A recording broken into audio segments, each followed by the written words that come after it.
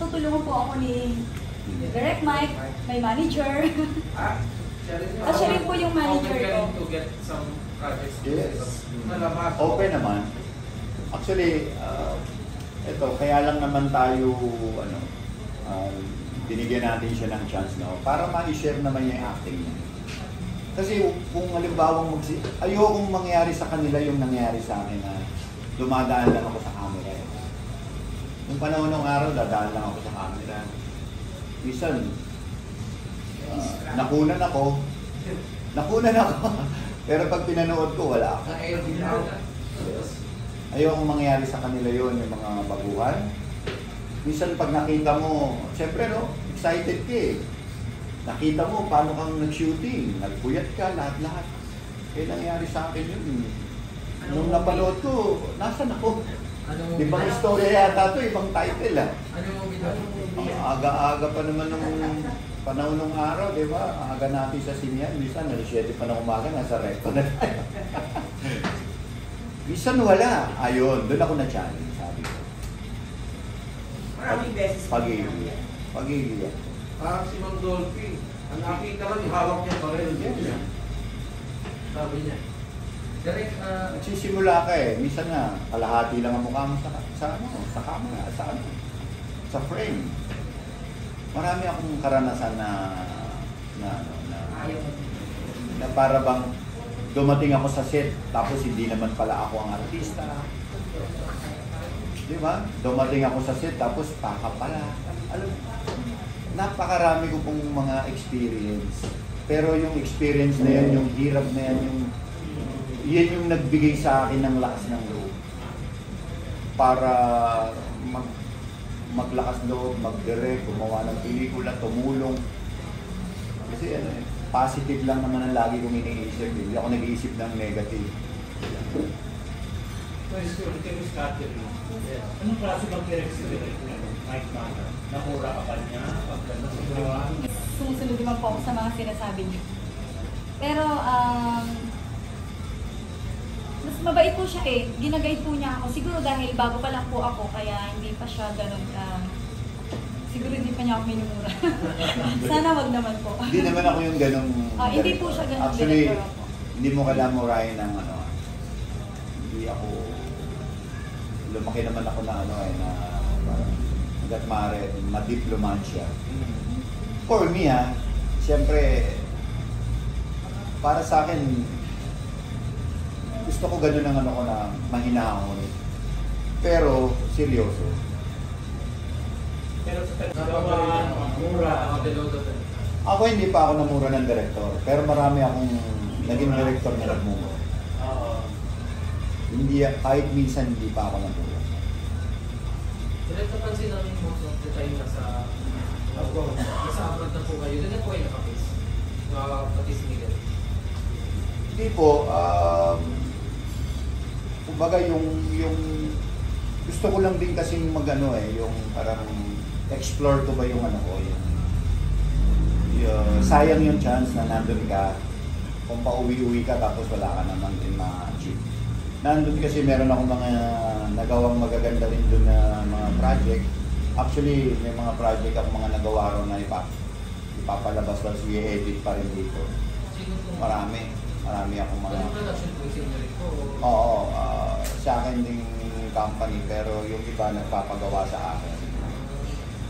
Tapos yung iba naman, nami-meet ko yung mga director doon, lalo na umaatin ako sa mga festivals. Ang dami kong nami-meet na tao doon talaga na napaka isa yun sa kung bakit ako nag-i-stay po sa Amerika. Kasi ayoko mag-stay kung wala naman din akong gagawin. Hindi ko wala akong time sa ganun eh. Ibig sabihin, pag nag-stay ako, productive po yun. Sexy ka, kung may offer na pa-sexy na project, game ka ba? Kahit ano po. Basta mabibigyan ko ako yung pagkakataon. Actually, sexy. Wala namang yung sexy. Sexy yun.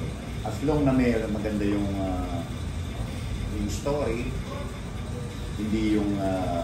kasi para sa akin, meron namang ilalabas na acting si Catherine. Diba? Interesting magpakita ng moves or Love scene, bed scene. Actually, Papayagan mo ba direct? ang love scene naman, given na yung ano eh, merong love scene. Wag lang yung ano, wag lang nang bigyan natin siya ng ano, ng chance na makapag-drama muna. 'Di ba? Acting muna. Acting mo na papakita. Oo. Kumbaga mamaya ipapakita ko sa inyo kung kayo na mismo mag-judge, isgahan niyo siya kung siya ba'y, di ba? Pwede na. Pwede natin ano, pakita natin. Para habang ano muna tayo, di ba? Okay. Pero bilang director sa bilang artista, saan ka nahirapan dito sa 7 days? Sa mga eksena? Kasi saan kayo nahirapan? Ako ba? O sa director kasi Actually, itong in general sa mga film ko. sa 7 days, kasi na-shooting kayo saan kayo nahirapan. Okay. Parang gano'n. Actually, ang pinakamahirap dito ay nakaposas lang. Posas. Yes, nakaposas. Kasi yun yung parang ano eh, part ng yung kasing story, yun nga, para bang kahit tulog ka, gising ka, nandiyan ka sa tabi ko.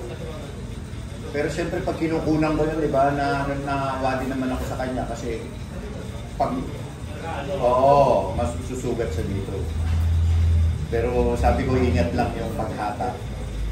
Doon kami nahihirapan. Minsan kasi pag umaarte na.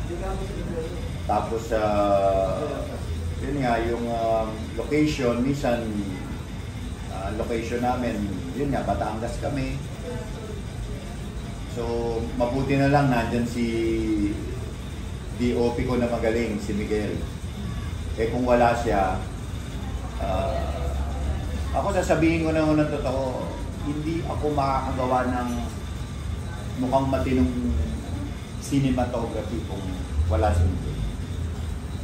Siya na yung ano talaga eh, siya yung kailangan ko talaga. Kasi sa cinematography, hindi naman din ako talaga ano dyan. Hindi ko na role yan eh. Pero dahil siya na yung nag-guide sa akin, siya na yung ano. So nakakatuwa naman dahil ayan, nanalo na si Miguel na bilang ano ngayon, director. Diba? Miguel, paano mo sa cinematography? Hindi ko ito talaga isa sa buhay ng pelikula. Yung cinematography.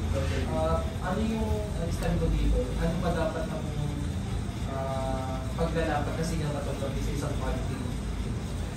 Ang pinakauna na dapat isaalang-alang ng cinematographer yung sa pelikula is ma-serve yung story. Kasi kada shot, kada movement ng camera, kada ilaw, lahat yun para dun sa story. Kumbaga, may mga ginagawa yung mga ibang cinematographer na mga shots. Magaganda, oo. Pero minsan nawawala dun sa track ng story. Ang pinaka-importante kasi dapat, may meaning yung shot mo na nakaayon dun sa storya. Kasi kung hindi siya nakaayon sa storya, at napansin yung cinematography, hindi mo rin nagawa ng maayos yung trabaho mo bilang cinematographer.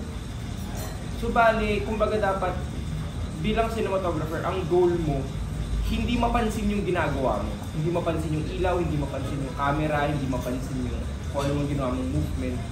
Yun yung parang ilalapat mo dapat sa story na kasi ang pelikula, visual experience eh. Hindi ka dapat nakakapansin na, oh, bakit yung camera ganito yung ginalaw? Bakit yung ilaw nag-iba? Hindi dapat ganun. Kumbaga, pag nanonood yung isang viewer, immersed dun sa story. Kumbaga, tawag dito na simula sa una hanggang sa dulo, nag-e-enjoy yung nanonood. So, yun yung thoughts ko on that one. Ayan, si Ms. Catherine, yung tanong ko dito nasasagot kanina. Ayun po, may part po doon na ano, yung sumakay po kami sa isang bangka. Takot po talaga ako sa water, sa tubig. Yun po, takot na takot po ako. Pag sumasakay sa tubig. Sa ano po, pag sumasakay po sa mga... Barko, gano'n? Yes, opo. Parang na-trauma po ako nung bata pa po ako. Bakit kaya trauma? Kasi po lumaki po ako sa tabing dagat. Doon po kami nakatira and everyday po kami, siguro ng mga bata po kami, everyday kami sa dagat. May mga time po na lumalaki yung alon pero naglalaro pa rin kami. At naano po ako doon, nalulod po ako one time. So since then, parang, okay, takot na po Saan ako. probinsya yan? Sa ano po ako, Beler Aurora, Quezon. Opo. Pandaroon ka talaga. Opo. Pero actually sa Dinajawan Aurora po. Kung alam niyo po yung Dinajawan Aurora.